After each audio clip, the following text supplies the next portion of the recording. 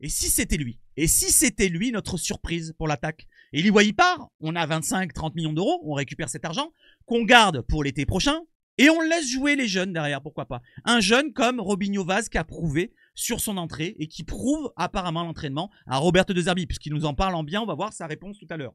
Donc, hey les amis, comment ça va? J'espère que vous allez tous très bien. Nous sommes samedi soir ou dimanche à l'heure où vous me regardez. Il est 22h22 et on va parler de Mercato, mais on va parler aussi de la Ligue 1 parce que ça reprend pour l'OM après cette élimination en Coupe de France dont on va un petit peu passer vite fait bien fait. Voilà. Bon, on a l'habitude, hein, on est résigné. Hein. Moi, je suis résigné depuis 36 ans qu'on la gagne plus. Ça fera une année de plus. Voilà, que voulez-vous dire? Maintenant, il nous reste la Ligue 1. Pourquoi pas? C'est pas terminé le temps que la cloche n'a pas sonné.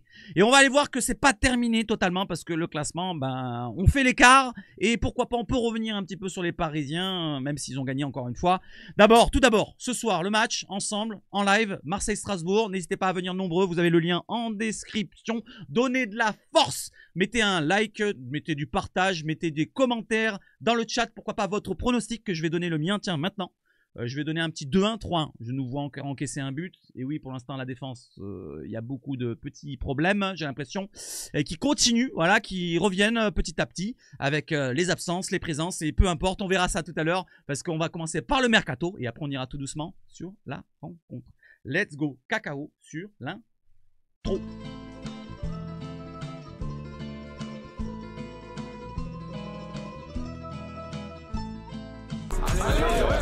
Et allez l'OM, et c'est parti pour les résultats de cette 18e journée avec la surprise pour commencer ce vendredi, la défaite des Monégasques. Et oui, contre Montpellier en plus de ça. Donc Monaco qui perd, ça nous fait encore plaisir. Nice qui perd contre Lille, bon c'était deux concurrents, mais au classement bah, finalement c'est peut-être un mal pour un bien. On va voir que Lille revient sur le podium. Les Lensois malheureusement qui n'arrivent pas à accrocher les Puputiens. Voilà, ils menaient 1-0 et ils perdent dans les dernières minutes, dernières secondes avec un but de Barcola qui revient à la hauteur de Greenwood. Un penalty ou un carton rouge plutôt, je me trompe, qui aurait dû être donné à Vitinha, mais on va pas parler sur l'arbitrage, on va pas rester sur l'arbitrage. Les Rennais, attention, voilà en difficulté, Sampaoli qui n'arrive pas décidément. Est-ce que ça sera comme l'OM l'année dernière avec un nouveau coach qui va arriver? Voilà, est-ce que ça va être du même tonneau? 2, 3, 4, 5 coachs pour les Rennais. Donc ça on s'en fout parce que c'est pas notre club. Les Lyonnais qui sont accrochés pour l'instant après 60 minutes pratiquement de jeu contre Toulouse. Au classement, ça nous donne quoi? L'OM deuxième à 10 points de retard sur Paris qui pourrait revenir à 7 points. Comme je vous l'ai dit, c'est pas rédhibitoire. C'est pas rédhibitoire, il reste encore 16 journées derrière et c'est possible de revenir. C'est possible. Si on gagne contre tous les autres, même en perdant contre Paris, Paris fera des matchs nuls. Pas qu'un, pas deux, pas trois, peut-être 4, 5, 6. Et si tu fais 4 matchs nuls, ça fait 8 points de perdus. On peut revenir, vous inquiétez pas. Lille, donc troisième avec 4 points de retard sur l'OM mais un match de plus. Monaco qui sont à 5 points désormais et qui ont un match de plus. Donc l'OM peut mettre à 8 points les Monégasques, peut mettre à 7 points les Lillois, peut mettre à 9 points les Niçois, peut mettre à 10 points à l'heure actuelle les Lyonnais. Et je continue pas derrière parce que ça ferait 12 points pour Lens. Et ainsi de suite et ainsi de suite. Donc l'OM fait l'écart et l'OM peut-être peut rester accroché à Paris, on ne sait jamais. Si les choses s'aggrave du côté des Parisiens. Parce que n'oublions pas, ils ont des matchs qui arrivent qui leur feront extrêmement plaisir. D'une compétition qu'ils n'arrivent pas à gagner, malgré les milliards investis, ils n'arriveront jamais à la gagner. Ils n'arriveront jamais. Allez, on enchaîne avec le départ de qui? Le départ de François-Régis Mug.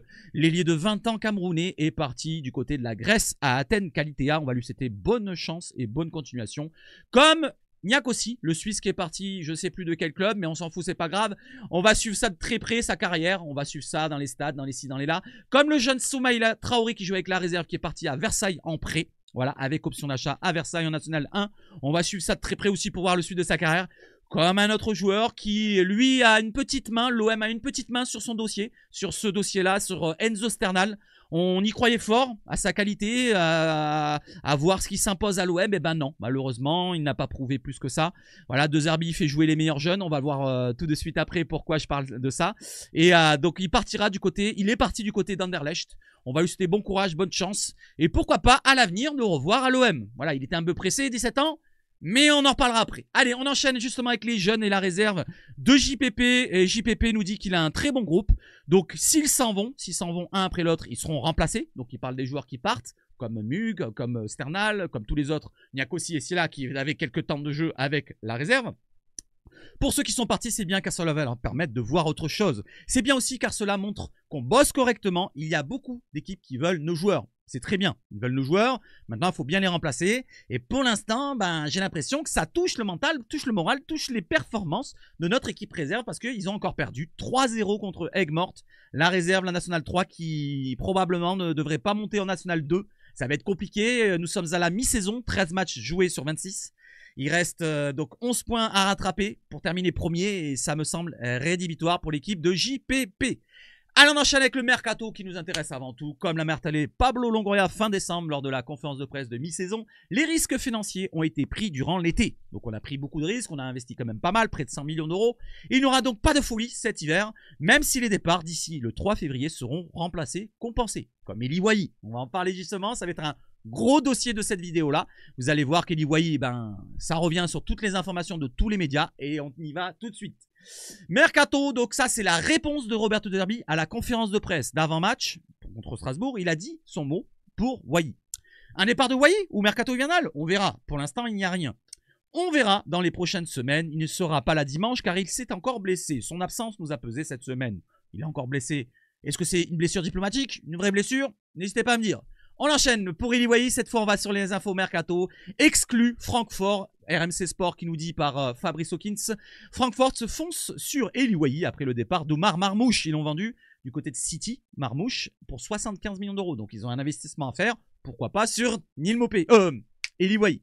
Les Marseillais ne comptent pas brader leur attaquant et veulent récupérer leur investissement de 25 millions d'euros plus les bonus. Discussion en cours entre les deux clubs. Deux clubs anglais dont West Ham aussi sont intéressés. Et Bournemouth, ça doit être le deuxième. S'il part, Marseille va recruter pour le remplacer cet hiver. Et on voit derrière les remplaçants, pas encore, puisque derrière on confirme avec Florian Plettenberg du côté de l'Allemagne. Le journaliste allemand nous dit que Eli Wahi est l'un des nombreux candidats que l'Eintracht Francfort envisage de recruter pour remplacer Omar Marmouche.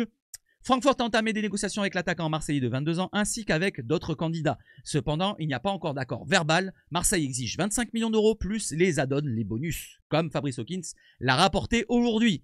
On continue, l'équipe qui confirme ce soir, ça vient de tomber maintenant. Wahi ciblé par l'Eintracht Francfort, West Ham et Bournemouth à l'affût. On lit ce qu'il y a en jaune, c'est très pertinent ce que j'ai souligné. Comme ça, vous êtes intéressés à lire tout ce que j'ai mis en jaune. Comme West Ham et Bournemouth, le club allemand discute avec l'entourage de l'avancante de l'OM. Et certaines sources font état d'une prise de renseignements auprès du club marseillais. En milieu de semaine, via un intermédiaire historique, les Hammers, donc West Ham, ont été les premiers à ébaucher une offre concrète. Un prêt avec option d'achat obligatoire. Le club marseillais ne retiendra pas son joueur si celui souhaite se relancer dans un autre projet et si un club formule une proposition à la hauteur de ses attentes. Celles-ci sont connues, les attentes qu'on connaît du côté de l'OM. On veut le montant sous forme de prêt avec option d'achat obligatoire ou transfert sec de 25 millions d'euros de base fixe, plus les bonus, les 5 millions de bonus. Donc on veut récupérer nos 30 millions environ. Donc s'il y a une offre entre 25 et 30 millions en comptant les bonus, il partirait du côté de l'Allemagne, de l'Angleterre ou je ne sais où. Voilà pour Eli Wahi, pour les départs. Maintenant, on va parler du remplaçant. Mais avant de parler du remplaçant, on fait un petit point un petit peu sur le dossier. Donc, il y a Francfort qui est intéressé, qui figure en tête de liste, vu qu'ils ont de l'argent avec Omar Marmouche qui est parti. Arsenal qui est intéressé, comme West Ham, comme Bournemouth, à peu près à la même hauteur, même si je mettrais West Ham avant Arsenal, personnellement. Galatasaray, en queue de piste. Voilà, le club turc qui est intéressé aussi, même s'ils n'ont peut-être pas les mêmes moyens financiers qu'un Francfort qui a beaucoup d'argent maintenant à investir, ou Arsenal, West Ham, ou Bournemouth. On va suivre ça de très près et on va voir maintenant qui pourrait le remplacer. N'hésitez pas à me donner vos choix d'attaquants que vous voulez voir à l'OM pour 25-30 millions si bien sûr ça se concrétise. Du côté de la minute, il nous précise quelques petites pistes, vite fait, bien fait. On va partir de la première, Scamacca. Donc Scamacca, faut pas le prendre au sérieux pour cet hiver puisque ça sera pour cet été. Et je pense que ça sera un bon dossier à voir pour cet été si bien sûr il revient de sa blessure et qu'il arrive à avoir du temps de jeu et qu'il remonte de la qualité. Parce que s'il est un petit peu enfermé dans sa blessure et qu'il a d'autres blessures derrière, faudra pas se lancer dessus. Voilà, faudra avoir un joueur prêt pour l'année prochaine pour la Ligue des Champions. Ça, c'est un joueur qui serait prêt s'il n'est pas blessé. Pour l'instant, il est blessé. Donc Scamacca, next. Ensuite, Jonathan David, je pense qu'on peut mettre next aussi, parce que lui, il rêve plutôt de partir de la Ligue 1 et aller du côté du Barça, dont il rêve depuis qu'il est tout petit. À mon avis, l'OM n'aura pas les moyens financiers de donner un gros salaire autant que le Barça ou autant que les puputes, s'ils le veulent, mais je pense pas qu'ils le veulent. Donc on va mettre aussi next pour Jonathan David. Ça serait une grosse surprise pour ma part si on se positionne sur lui, et je serais hypé quand même. S'il vient à l'OM, c'est un super attaquant qui a prouvé depuis plusieurs années en Ligue 1 qu'il avait le très haut niveau. Giacomo Raspadori, je suis moins hypé par cette piste-là qu'on parlait il y a quelques semaines, il y a quelques mois du côté de l'OM. Dernièrement, la dernière fois qu'on a vu du côté de l'Italie, c'était un échange entre Raspadori et Fagioli de la Juve, entre Napoli, donc pour Raspadori qui ne jouait pas au Napoli, et Fagioli à la Juve. Un échange, et pour l'instant, on n'entend pas plus. Voilà, ça fait quand même quelques semaines, voire un mois que ça dure, cette histoire-là. On n'a plus d'autres rumeurs pour ce dossier-là. Pour ma part, je suis pas trop hypé, voilà, parce que c'est un profil qui me fait un petit peu penser à du Ninmopé, du Iliwayi, des joueurs un peu plus petits de taille qu'un Raspadori, qu'un joueur au Scamacca ou qu'un autre attaquant qu'on va voir juste derrière. C'est lui. Voilà. Moi, je dirais, en termes de profil, serait plus intéressant de prendre un Evan Guessant. Ça, c'est mon avis. Par contre, à mon avis, ça va être compliqué. Nice, voilà, ils sont nos concurrents en Ligue 1. Nice, ils ont cet attaquant-là qui émerge cette saison, qui marque beaucoup de buts. Et Nice ne veut pas le lâcher à moins d'un gros chécos. Voilà, donc à mon avis, ça restera du côté de Nice. Et en plus de ça, il y a aussi le contexte marseillais qui risque d'être compliqué pour passer le cap. Voilà, n'oublions pas qu'on a pris un joueur comme Iliwayi qui a le même âge que Evan Guessant, voire plus jeune. Ouais, non, il est plus jeune. Il a 22 ans, Iliwayi. Je crois qu'il a 23-24 ans pour Evan Guessant. Mais en termes d'expérience, c'est à peu près du même tonneau. Evan Guessant, c'est pas un joueur qui a prouvé dans la durée. C'est juste cette saison qui commence à émerger en Ligue 1. Donc, s'il arrive à l'OM, le contexte est difficile. C'est pas Nice, c'est pas Nantes quand il a été prêté. C'est plus compliqué que ça. Donc, je sais pas si je me positionnerai sur un joueur de ce domaine-là. Parce que si on se positionne sur Evan Guessant, il faudra investir. Et j'ai pas envie d'investir les 25 millions sur Evan Guessant. Personnellement. N'hésitez pas à me dire ce que vous en pensez. Je préférerais investir sur Scamacca s'il revient bien sûr au top. Après, il y a d'autres choix en Europe. On parlait des Brobé, on parlait d'autres attaquants. N'hésitez pas à me donner vos choix, les amis. Un autre choix d'attaquant qui serait potentiellement intéressant, mais dans un domaine bien précis, dans des conditions particulières, ça serait sur un prêt. Et je parle de lui. Tige Dalinga, selon la tribune, qui nous dit parmi la liste des joueurs ciblés par l'OM pour remplacer Iliwayi en cas de départ, figure l'ancien Toulousain Tige Dalinga. Vous vous souvenez, attaquant puissant, bon de la tête, efficace en Ligue 1. Mais on va voir un petit peu ce qu'ils nous disent du côté de la tribune. L'attaquant de Bologne est en manque de temps de jeu cette saison à Bologne. Un prêt serait la solution privilégiée par l'OM pour ce joueur. Et je serais pas tout à fait contre. Un prêt, pas forcément avec une option d'achat, pourquoi pas même sec, en attendant que Moumbagna revienne de blessure, en attendant de se positionner sur un grand attaquant, un vrai grand attaquant, parce que Tige Dalinga, il est peut-être, voilà, il a du potentiel, il a que 24 ans, il est encore jeune, il peut progresser encore, mais je ne pense pas que ça sera un grand attaquant. Ça, c'est mon avis personnel. Très bon attaquant, peut-être, pourquoi pas, il a approuvé en Ligue 1, on va le voir dans ses stats, justement dans le profil, mais pour moi, je vise plus haut pour l'année prochaine. Pour la Ligue des Champions, je vise de la qualité, du calibre des Rabiot, des Højbjerg, des Greenwood, ça, on veut ce calibre-là. 1m90, donc vous voyez c'est un profil qui est assez costaud, assez grand. Tige Dalinga, né en 2000, donc 24 ans, 1m90. Sélection avec les Pays-Bas, une sélection. 2028, le contrat à Bologne. Valeur transfermarkt 12 millions d'euros. Droitier, avançante exclusivement, 12 millions de valeur transfermarkt, j'en ai parlé. On descend un petit peu, il a été acheté 15 millions d'euros en début de saison. Donc s'ils veulent le vendre, à mon avis, ils ne vendront pas moins de 15. Et j'ai pas envie d'investir tout l'argent qu'on récupérera de Iliwayi. 23 matchs cette saison en Serie A et en Champions League pour 2 buts et une passe décisive pour 760 minutes. C'est très peu, très faible en temps de jeu. Ça fait environ 7-8 matchs, voilà, à peu près. Donc on va dire qu'il n'a pas beaucoup de temps de jeu, malgré ses faibles stats. Pour le jeune attaquant néerlandais, on va voir maintenant du côté de la Ligue 1 qu'il a prouvé quand même, qu'il avait de la valeur. 69 matchs, 26 buts, 4 passes décisives avec Toulouse en Ligue 1. Donc c'est quand même assez conséquent. Ça fait un but pratiquement tous les 2 matchs. En Europa League avec Toulouse, il avait marqué 4 buts en 8 matchs, c'est pareil. Par contre en Champions League, cette année avec Bologne, c'est 6 matchs, 0 but. Vous avez toutes les stats aussi du côté de Toulouse ici. Voilà, 86 matchs au total en comptant la Coupe de France, la Coupe d'Europe et la Ligue 1 pour 37 buts. Voilà, c'est ce qui équivaut pratiquement à un but tous les 2 matchs. C'est un attaquant quand même qui a un ratio intéressant en Ligue 1. En Ligue 1, je parle bien. Maintenant, nous, ce qu'on attend, c'est un joueur qui prouvera même en Europe. Voilà, pour l'année prochaine, si on recrute un joueur maintenant, il faudrait qu'on recrute du lourd. Après, si Wai reste, s'il prouve, pourquoi pas. Donc, c'est un attaquant puissant, différent, un profil qui m'intéresse. Mais pour moi, ça serait un prêt peut-être sans option. Voilà, faut pas déconner. Si on veut avoir du lourd l'année prochaine, je préfère attendre encore Scamacca s'il revient bien sûr à son niveau. Ou alors d'autres que vous allez me proposer.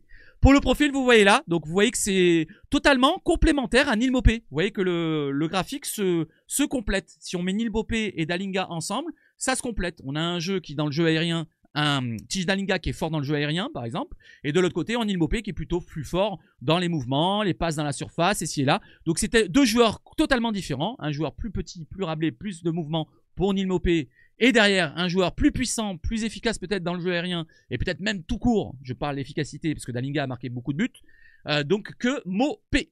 Voilà les amis, donc on passe sur cette rumeur-là et on enchaîne directement. Comme je vous l'ai dit, si l'OM lâche Eli Wahi, la direction cherchera à le remplacer fin janvier pour garder une solution supplémentaire en attaque.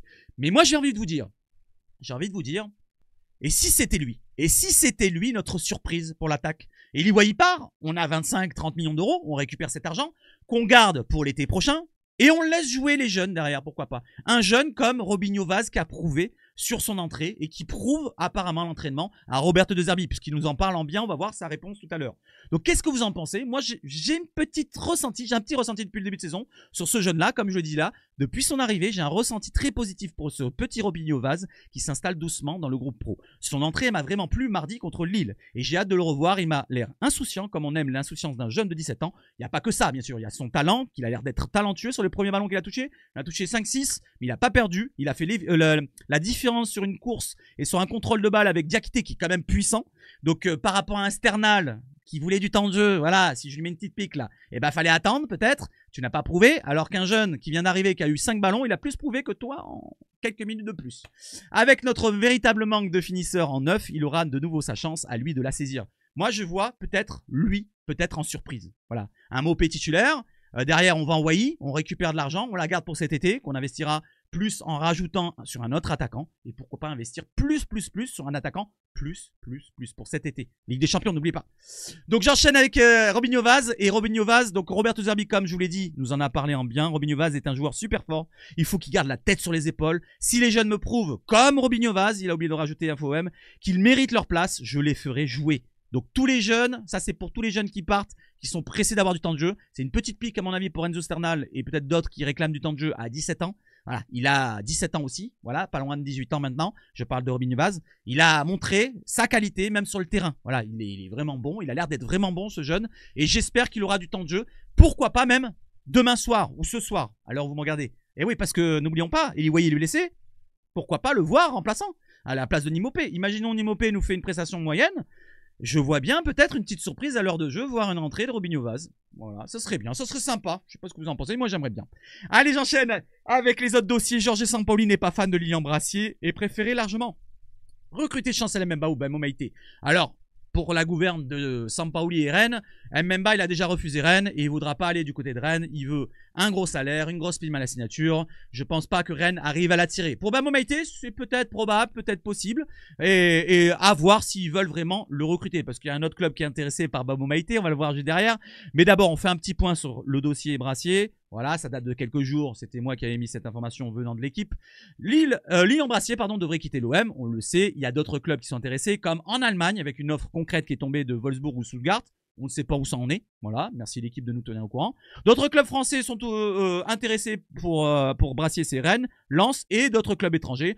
Pour qu'ils partent, il y a la condition sine qua non toujours que l'OM lève l'option d'achat des 12 millions d'euros du côté de Brest. On donne l'argent à Brest, derrière on le revend, on s'en sépare. Prêt, avec option d'achat ou peu importe, mais on s'en sépare de cette manière-là. Lui, il n'a pas envie de rester. Voilà, à contrario d'Eli Wahi qui voulait rester, mais vu qu'il a plus sa chance, je pense qu'il va être obligé pratiquement de partir. De Zerbi ne le veut plus, donc la direction n'est pas contre pour faire partir Eli Wahi. Et Brassier, par contre, tout le monde est d'accord pour que tout le monde se mette à se quitter ensemble. Voilà, lui, il part du côté d'un autre club et l'OM récupère son argent. On enchaîne avec Bamba Maïté, pareil, du même tonneau que Lilian Brassier. Il n'a pas sa chance, il devrait partir s'il y a une offre intéressante comme Montpellier qui veut le récupérer en prêt. Les dirigeants marseillais ne sont pas fermés à l'idée, mais ne veulent pas d'un prêt gratuit. Ils veulent un petit prêt payant, pourquoi pas, ou voir un prêt avec option d'achat obligatoire, si c'est possible. Les négociations se poursuivent entre les deux clubs, Montpellier et l'OM. Concernant les arrivées, l'OM aime beaucoup le profil de Renato Vega. J'en ai parlé dernièrement. C'est un profil latéral gauche qui peut jouer dans l'axe, surtout dans l'axe et voire latéral gauche, plutôt l'inverse à mon avis vu son profil. Le club est en discussion concrète avec Chelsea pour un transfert du latéral gauche portugais. Le club anglais est ouvert à un départ en transfert sec ou en prêt avec obligation d'achat selon l'équipe. Derrière, cette information sort de l'équipe, mais il y a une autre information qui sort de l'Italie. L'OM souhaite recruter à titre définitif Renato Vega, c'est la même chose. Latéral gauche de Chelsea capable de jouer aussi dans l'axe, comme je l'ai dit. Le club londonien préfère le prêter. Voilà, par contre là, ils veulent pas s'en séparer définitivement. Je parle de Chelsea. La Lazio et Dortmund sont également intéressés. Là, il y a deux clubs qui sont intéressés et l'OM ne serait pas le premier selon Fabrizio Romano, ça serait Dortmund. Dortmund a un cran d'avance, ils auraient déjà proposé des choses. Les deux clubs sont en contact pour discuter de la formule de l'accord entre Dortmund et Chelsea. Voilà pour Renato Vega. On va suivre ça de très près. On ne sait jamais si ça s'accélère du côté de l'OM pour un départ de Brassier. Pourquoi pas, Vega arriverait. Pour la défense, encore une fois, cette fois les Pistons, la Roma est sur le point de conclure un accord pour Devin Wrench, qu'on visait du côté de l'OM avec le joueur venant de l'Ajax. L'accord avec l'Ajax est désormais en phase finale pour le latéral droit, donc ça va être une piste qui s'abandonne du côté de l'OM. Mais par contre, ça vient en lien avec une autre piste qu'on vise depuis quelques semaines, quelques mois pratiquement, c'est Zalewski. Et oui, parce que si lui va à la Roma vont lâcher Zalewski. Décision dans les prochains jours pour Nicolas Zalewski. Rome tente de le prolonger. Donc Rome veut le prolonger pour pas perdre de l'argent. Voilà, pour éviter de le perdre gratuitement en juin prochain. Il est sous contrat jusqu'en juin 2025, le Polonais. L'OM a manifesté son intérêt en lui offrant un rôle central dans son projet, mais il n'a pas encore pris sa décision pour le moment. Ça, c'était le 16, donc il y a 2-3 jours. Donc depuis 2-3 jours, il y a l'histoire de Wrench. Ça, c'était aujourd'hui, avec Fabrizio Romano qui vient nous informer qu'il part du côté de la Roma. Donc si le joueur arrive à la Roma vont le laisser un petit peu partir libre, pourquoi pas, ou pour pas cher. Je parle de Zalewski. Alors pourquoi pas que ça accélère pour le dossier Zalewski dans les prochaines heures, prochaines minutes, prochaines semaines, je sais rien. Mais en tout cas, ça pourrait accélérer pour l'OM, possiblement. On enchaîne maintenant avec les départs, avec le départ qu'on parlait, probable ou pas, ou qu'est-ce. La Lazio qui était intéressée d'un prêt ici et là de Ismaël Koné. Lui veut rester à l'OM. On va voir ça tout de suite. De la Provence, en manque de temps de jeu, est doublé par Bilal Nadir. Et oui, Bilal Nadir joue par rapport à Ismaël Koné, qui n'a pas l'intention de partir de l'OM. L'international canadien de 22 ans se sent bien en Provence et veut continuer à apprendre sous la houlette de De Zerbi. Et je dis que c'est parfait. Voilà, il a de la qualité. Moi, j'avais un doute sur sa nonchalance en début de saison quand on l'a recruté. Vous en souvenez peut-être, ceux qui me suivent vraiment depuis le début. Donc, j'avais un doute sur ça. Et c'est peut-être ça qui pose problème. Peut-être que je me trompe. Peut-être que c'est autre chose. Peut-être qu'il a des petits pépins physiques ou l'engagement, il n'est pas aussi impactant que Nadir. Et peut-être qu'il prouve moins techniquement parlant qu'un Nadir. Pour l'instant, ben, on ne le voit pas. On le voit pas. Il n'a pas sa chance. Il n'a pas son temps de jeu. Même s'il est talentueux, il faudra qu'il prouve beaucoup plus. Allez, on enchaîne avec un autre joueur qui était sur le départ dernièrement, mais on n'en parle pas trop, c'est Amin Harit. Et l'absence d'Amin Harit traîne depuis le match contre Paris, on l'a plus revu. Toujours en soins, se révèle bien plus long que prévu, puisqu'il n'a pas joué depuis le dernier Classico du 27 octobre. 27 novembre, ça fait un mois, 27 décembre, pratiquement 27 janvier, ça va faire 3 mois dans une semaine à peu près. 3 mois qu'il est absent, Amin Harit, pour une blessure au mollet, lésion. C'est pas une déchirure, mais c'est une lésion. Peut-être que ça peut durer, ouais, ça peut durer du temps, il y a beaucoup de fibres musculaires dans le mollet. Mais j'ai l'impression qu'on se rapproche plus d'une blessure diplomatique pour un probable départ d'Amin Harit. Ou alors peut-être lui qui est pas content de sa condition. N'hésitez pas à me dire ce que vous en pensez. Est-ce que vous pensez que c'est une vraie blessure, une poursuite de soins, comme ils indiquent l'OM, ou est-ce que c'est vraiment diplomatique du côté du club ou du côté du joueur? Ça peut venir des deux côtés. Voilà pour Amin Harit. Et on enchaîne avec un petit peu de conférence de presse. Voilà, on va enchaîner, je crois, avec le match tout doucement. Il faut savoir réagir de la bonne manière, nous dit De Zerbi, après la défaite contre Lille, ou plutôt l'élimination, on n'a pas perdu. On est déçu du résultat et de son issue, mais il faut savoir réagir de la bonne manière dans le foot. C'est une défaite étrange, une élimination étrange, j'ai envie de dire. On a fait un très beau match et au final, on a été éliminé. Il faut se relever et avoir avec notre jeu, nos idées et notre caractère. Il faudra continuer de jouer de la même manière. Voilà, on joue très bien en ce moment. Voilà, c'est pas parce qu'on est éliminé contre Lille qu'il faut changer tout du jour au lendemain. Faut pas repasser en 4 défenseurs, faut pas faire ci, non, faut rester dans la même lancée. On a franchement un jeu qui commence à être plaisant, il commence à prendre du rythme et commence à être régulier. Je trouve que cette élimination contre Lille, c'est juste le manque de réalisme qui a manqué, surtout sur certains joueurs, comme Greenwood, comme Mopé. En première mi-temps, on aurait dû faire la différence. Et ce n'est pas forcément par rapport au jeu qui n'a été pas bon. En deuxième mi-temps, on a été un petit peu dans le dur, mais c'est parce que Lille nous est rentré dedans. C'est pas forcément parce qu'on était mauvais aussi, ou peut-être un petit peu des deux. Donc, faut prendre aussi dans ce domaine-là. Voilà pour la réaction qu'on attend ce soir ou demain. Et si je devais le refaire, je le referais. Ça, par contre, il se défend De Zerbi, parce que beaucoup l'ont critiqué sur son choix de gardien pour le match contre Lille. Moi, je ne l'ai pas critiqué plus que ça. Moi, je vous ai dit, s'il pouvait pas le changer déjà à la fin de rencontre, c'est qu'il s'est trompé là, par contre. Il a fait 3 sessions de changement en deuxième mi-temps, je parle de Zerbi. Au lieu de mettre Robinho Vaz un cran avant, et le mettre en même temps que Nadir, par exemple, à 74e, il a attendu de la mettre à la 84e. On aurait eu peut-être ce changement possible de mettre Rouli pour la séance de tir au but. Il n'a pas eu la chance d'avoir pensé à ça, ou peut-être qu'il n'avait pas pensé, ou peut-être qu'il n'avait pas envie de le mettre Rouli. Et il dit, il se défend en disant que vous pensez que j'ai fait un cadeau à Geoffrey Delange? Je le vois tous les jours, je l'ai vu à Saint-Etienne. Le meilleur joueur de Lille, mardi, c'était leur gardien. Et je ne sais pas combien de matchs il a joué avant. Ce qui veut dire, c'est que Manon, qui a remplacé Chevalier du côté de Lille, a été très bon contre l'OM. Donc il se défend en se disant, bah, c'est pareil pour Delange. Finalement, Delange, il n'a pas été mauvais non plus. Voilà, séance de tir au but, il en touche un, il a failli en sortir un autre. Il faut plutôt taper, si on doit taper sur la séance de tir au but, taper sur les tireurs du côté de l'OM. Excusez-moi, mais le tir de Luis Enrique, il est complètement au milieu, pratiquement, au foiré, on va dire. C'est pas très bien tiré. Pareil pour Jonathan Rowe, si on doit taper sur vraiment la séance de tir au but. Moi, je taperai sur aucun joueur. C'est un ensemble. Comme je vous l'ai dit avant, l'efficacité qu'on a manqué en première mi-temps, c'est là que ça pêche. Et aussi les problèmes défensifs. Voilà, les problèmes défensifs, quand on se fait avoir dans le dos pour Cornelius ou Murillo sur le placement qui se fait avoir dans le dos par Haraldsson, c'est surtout là, ces points-là qu'il faut un petit peu ajuster. C'est pas forcément le changement du gardien ou alors pim pam poum. Je continue. Si je devais le refaire, je le referais, nous dit Roberto De Zerbi. L'écart entre les joueurs de champ est plus élevé qu'entre Rouli et Delange. Ce qui veut dire, c'est qu'entre les joueurs de champ, il y a plus d'écart entre, par exemple, l'attaquant Mopé et Wai, par exemple. J'ai un exemple. Ou un autre joueur que vous voulez. Et par rapport à Delange et Rouli, qui sont très très proches. Concurrence très très serrée.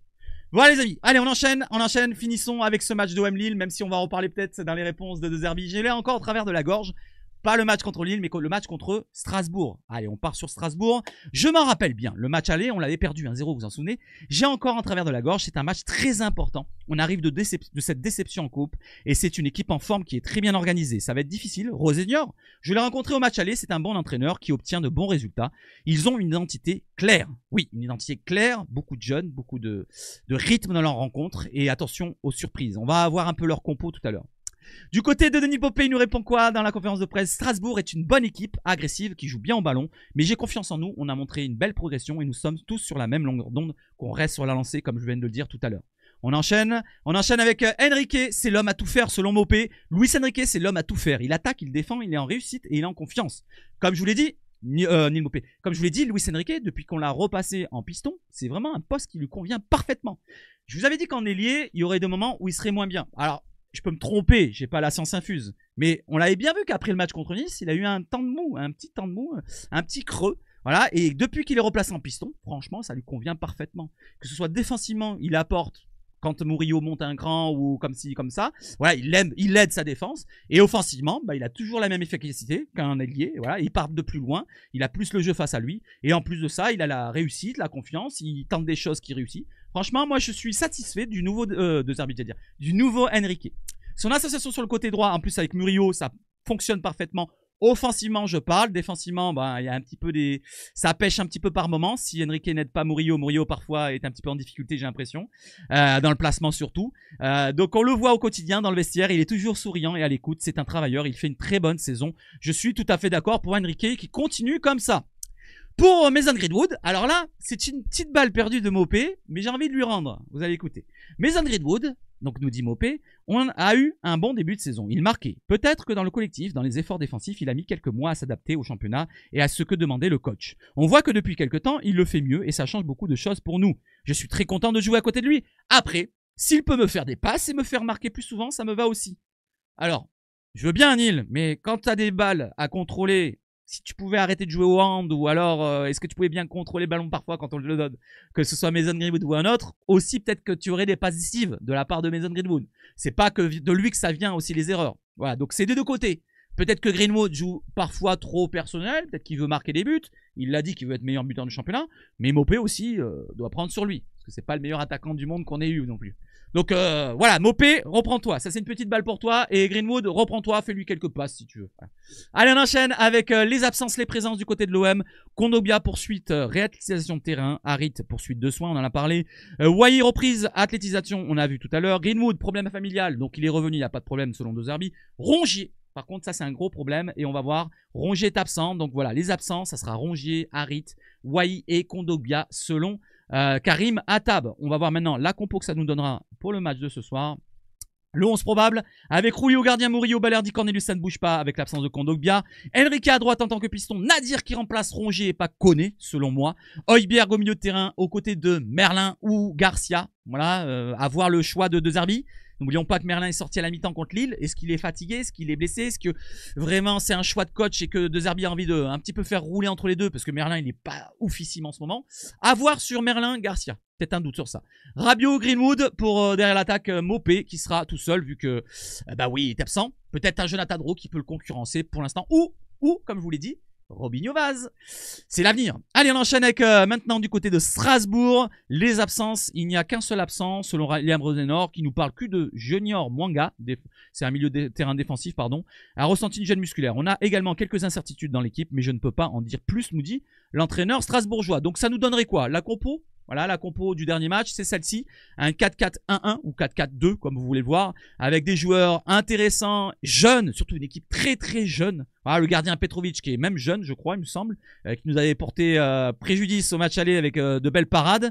Guéladoué à droite, c'est jeune. Morera à gauche, c'est jeune. Doucouré Sarr, c'est très jeune aussi. Santos, attention à lui au milieu de terrain, très travailleur, très efficace, qui peut être même efficace dans la surface. Il marque pas mal de buts et des passes décisives. Je parle du Brésilien André Santos. Très bon joueur. Habib Diarra, très bon joueur. Très jeune aussi. Dylan Bakwa, meilleur passeur de Ligue 1. Très bon joueur avec sa patte gauche. Attention à lui aussi. Nanasi, très bon joueur. C'est que des jeunes, hein, si on regarde bien. C'est une équipe très très jeune. Même l'attaquant Emega est jeune aussi, il me semble. Je ne sais même pas s'il a 24 ans, je ne suis pas sûr. Donc attention à tous les joueurs là, et dans l'efficacité, dans la vitesse, dans le pressing qu'ils vont mettre peut-être, comme au match aller, en marquage individuel. À moins qu'ils jouent dans un même tonneau. Parce que, comme il nous a dit le coach, il a dit là, regardez, écoutez, Liam Rosenor, on devrait être parfait pour faire un résultat très solide défensivement et efficace offensivement. On n'était pas parfait au match aller, même s'ils ont gagné 1-0, malgré la victoire. Mais cette période, c'était une période différente de la saison. Depuis, Marseille a progressé, notamment dans les automatismes et leur structure, comme nous. On devra leur causer des problèmes différents. Donc, qu'est-ce qu'ils vont jouer différemment que le match aller?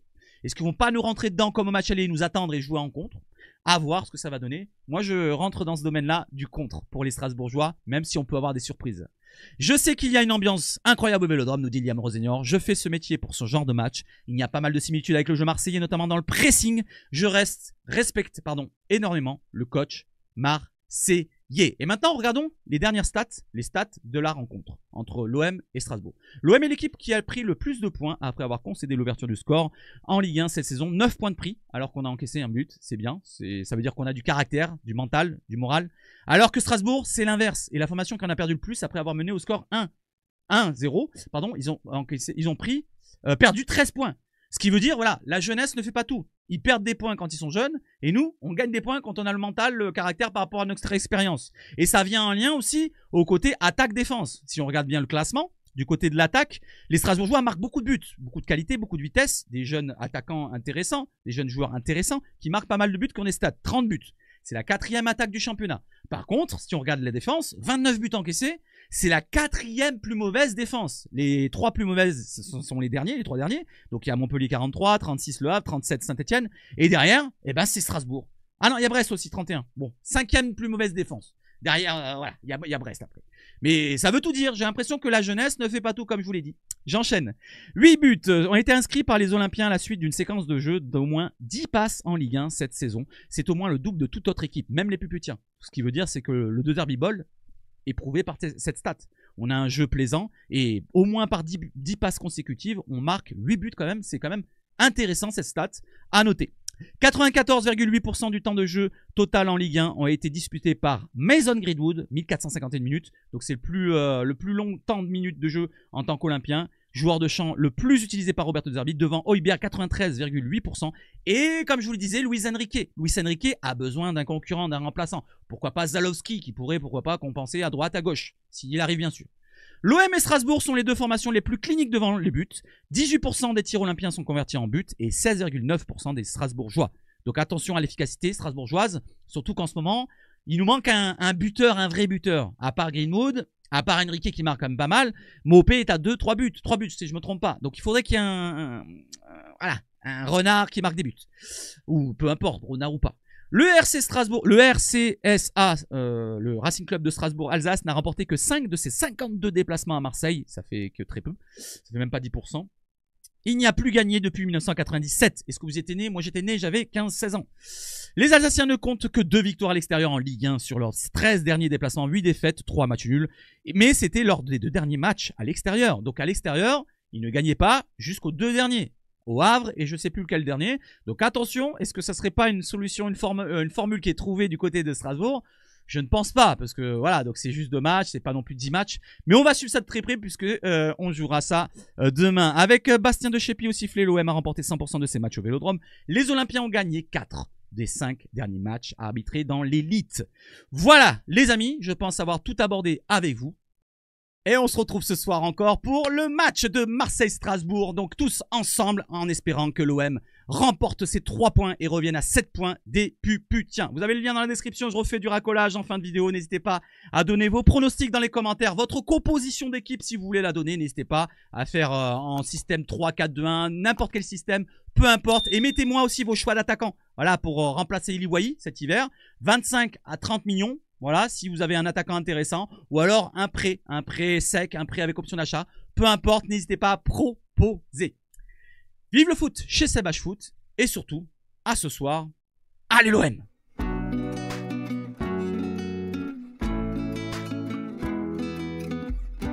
Allez,